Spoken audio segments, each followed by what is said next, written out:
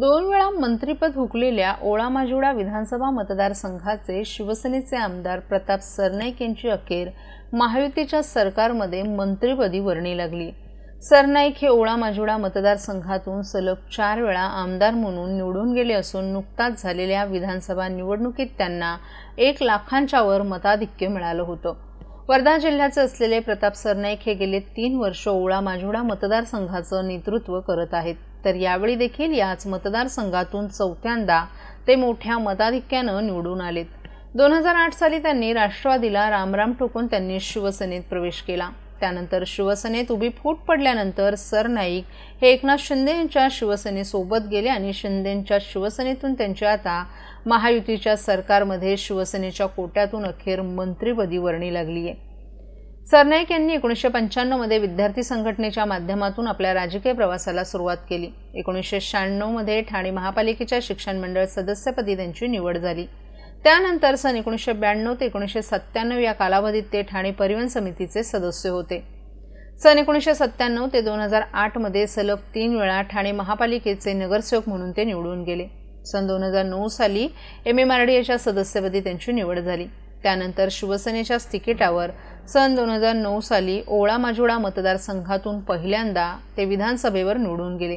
त्यानंतर सलग 3 वर्ष ते याच मतदारसंघातून आमदार म्हणून निवडून येत आहेत। सन 2014 साली त्यांच्यावर शिवसेना पक्षाच्या मीरा भाईंदर संपर्क प्रमुख पदाची जबाबदारी देण्यात आली। सन 2020 मध्ये शिवसेना प्रवक्तेपदी त्यांची निवड करण्यात आली। आता 2024 मध्ये ओळा-माजिवडा मतदारसंघातून ते चौथ्यांदा विजयी झाले असून आता महायुतीच्या सरकारमध्ये शिवसेनेकडून मंत्रिपदी त्यांची वर्णी लागली आहे। मानपाडा परिसरातील दत्तगुरू मित्रमंडळ आणि दत्तगुरू महिला मंडळ यांच्या संयुक्त विद्यमानं श्री दत्त जयंती मोठ्या उत्साहात साजरी करण्यात आली। या सोहळ्याचं आयोजन शिवसेना विभाग प्रमुख राजेंद्र शिंदे आणि महिला आघाडीच्या प्रमुख मीनाक्षी शिंदे यांच्या वतीनं करण्यात आलं होतं। दत्त जयंतीनिमित्त दिवसभर विविध धार्मिक कार्यक्रमांचं आयोजन करण्यात आलं होतं। भक्तिपूर्ण वातावरणात सुरू झालेल्या या सोहळ्यात पूजा, हवन आणि कीर्तन यांसारख्या कार्यक्रमांनी भक्तांच्या मनाला आध्यात्मिक उभारी दिली। तर सायंकाळी परिसरातील नागरिकांसाठी महाभंडाऱ्याचं आयोजन करण्यात आलं होतं। यावेळी परिसरातील नागरिकांनी मोठ्या संख्येनं सहभाग घेतला आणि दत्तगुरूंच्या कृपा आशीर्वादाचाही लाभ घेतला। ह्या उत्सवाच्या यशस्वी आयोजनासाठी दत्तगुरू मित्रमंडळ आणि महिला मंडळाच्या सदस्यांनी विशेष परिश्रम घेतले।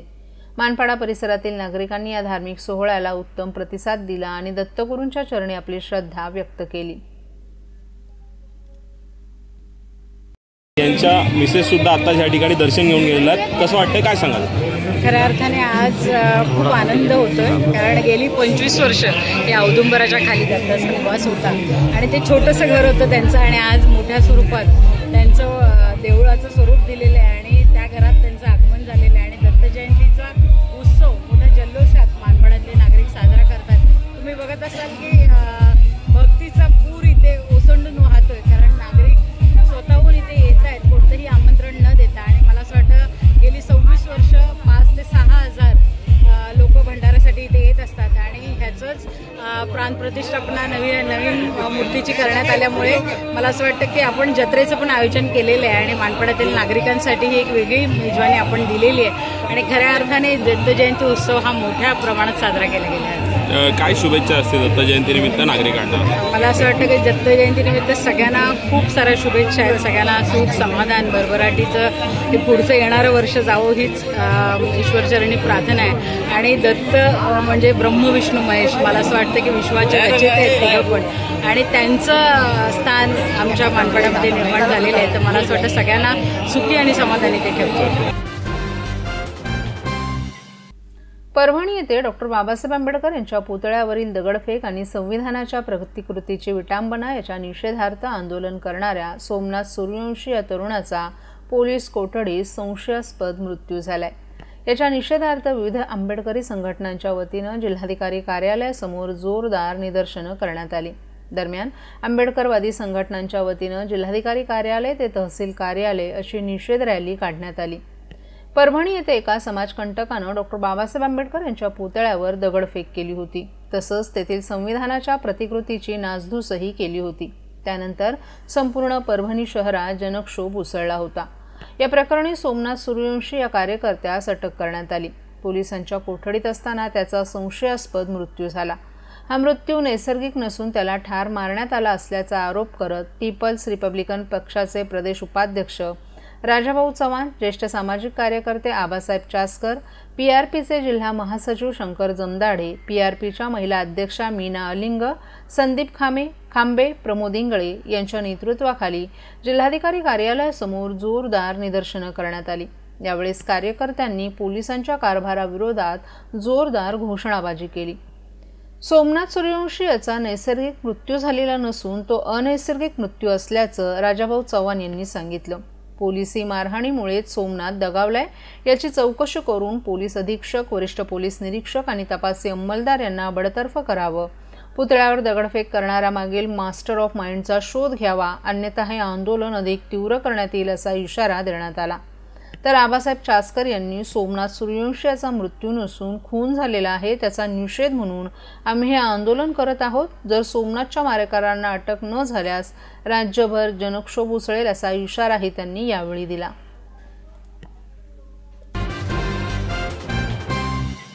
महाराष्ट्रातील भगिनींना आधार देणारी राज्य शासनाची मुख्यमंत्री माझी लाडकी बहीण योजना। या योजनेअंतर्गत अल्प उत्पन्न गटातील 21 ते 65 वयोगटाच्या भगिनींना मिळणार दरमहा 1500 रुपयांची मदत। अर्ज करण्यासाठी 31 ऑगस्ट 2024 पर्यंत मुदतवाढ। कुटुंबाचं वार्षिक उत्पन्न 2.5 लाख रुपयांपेक्षा कमी असलेल्या महिला पात्र।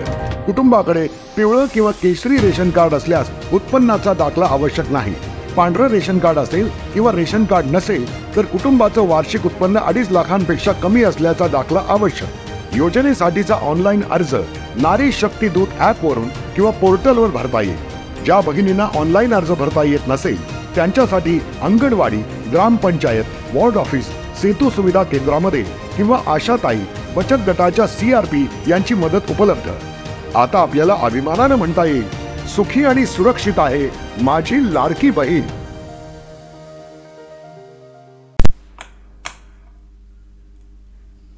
ठाणे शहरातील वाहतूक पोलीस 24 तास रस्त्यावर उभं राहून नागरिकांच्या सुरक्षेचं काम करत असतात।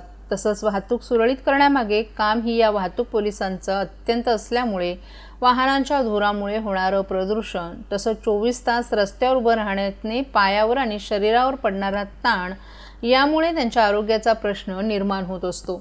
यावेळी त्यांना त्यांच्या आरोग्याकडे लक्ष देण्यास वेळ नसतो। हीच बाब लक्षात घेऊन ॲक्युवेदा या संस्थेनं वाहतूक पोलिसांच्या आरोग्याचा प्रश्न निकाली काढण्यासाठी पुढाकार घेतला असून ठाण्याच्या 3 हात नाका येथील वाहतूक पोलीस उपायुक्त कार्यालयाच्या हॉलमध्ये ॲक्युवेदा संस्थेचे डॉक्टरांनी वाहतूक पोलिसांना भेडसावणाऱ्या आजारांबाबत मार्गदर्शन केले। तसंच प्रदूषणामुळे होणाऱ्या विविध आजारांमुळे तसंच सतत उभे राहण्यानं पायावर पडणाऱ्या ताण यावर उपचार पद्धती कशा रीतीने करता येते याची प्रात्यक्षिकं दाखवण्यात आली। या प्रात्यक्षिकेमध्ये योगा, ॲक्युपंक्चर, प्राणायाम, सकस आहार, शंखसाधना आदी उपचार पद्धतींचा समावेश होता। हे शिबिर गेल्या 8 दिवसांपासून सुरू असून या शिबिराचा ठाणे पोलीस आयुक्तालय परिक्षेत्रातील सर्व वाहतूक पोलिसांनी लाभ घेतला।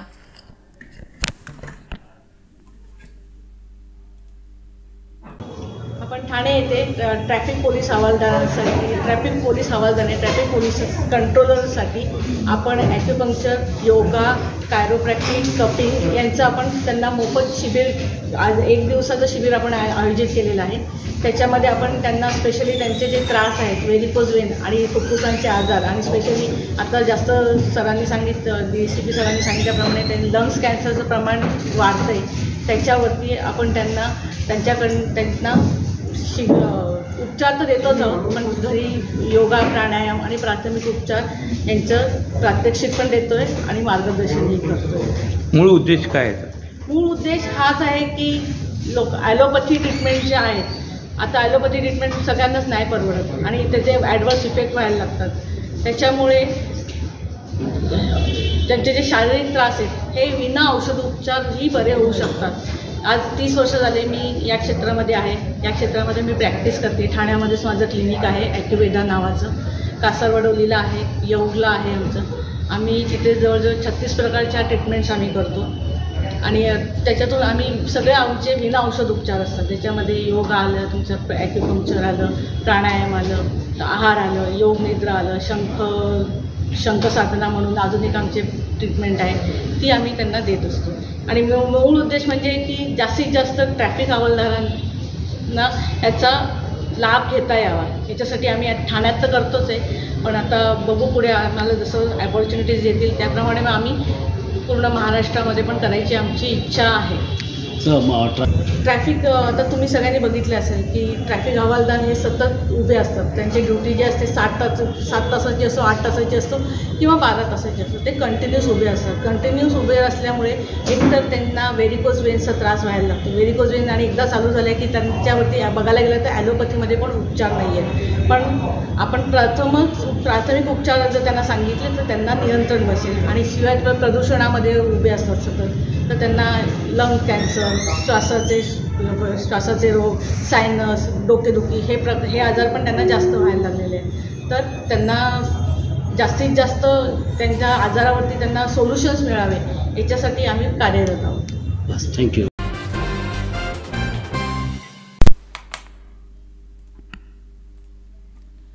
मोठ्या प्रकल्पांची घोषणा आणि आश्वासनांची खैरात करत ठाणे महापालिकेची सार्वत्रिक निवडणूक 2017 साली पार पडली.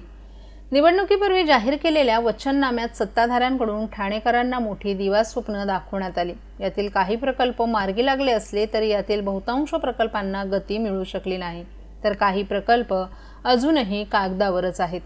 माजी मुख्यमंत्री आणि विद्यमान उपमुख्यमंत्री एकनाथ शिंदे यांची क्लस्टर योजना किसननगर वगळता पुढे सरकू शकली नाही. हक्काच्या धरणाची घोषणा केवळ अर्थसंकल्पापुरतीच आत्तापर्यंत केली जाते.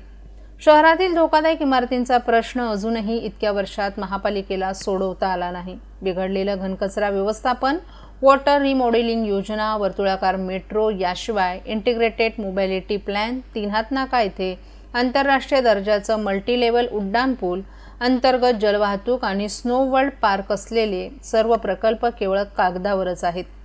ठाणेकरांच्या हक्काचं धरण 5 वर्षातच बांधणार असं वचन देत शिवसेना ठाणे महापालिका निवडणूक 2017चा वचननामा जाहीर केला होता. यामध्ये 500 चौरस फुटांपर्यंतच्या घरांना मालमत्ता करातून सूट देण्यासोबतच सर्वसामान्यांना परवडणारी घरं, सुपर स्पेशालिटी हॉस्पिटल या घोषणाही करण्यात आल्या होत्या. या घोषणांची पूर्तता करण्यात आली असली तरी घोषणा करण्यात आलेल्या बऱ्याच प्रकल्पांची पूर्तता करण्यात सत्ताधाऱ्यांना आणि प्रशासनाला यश आलं नाही.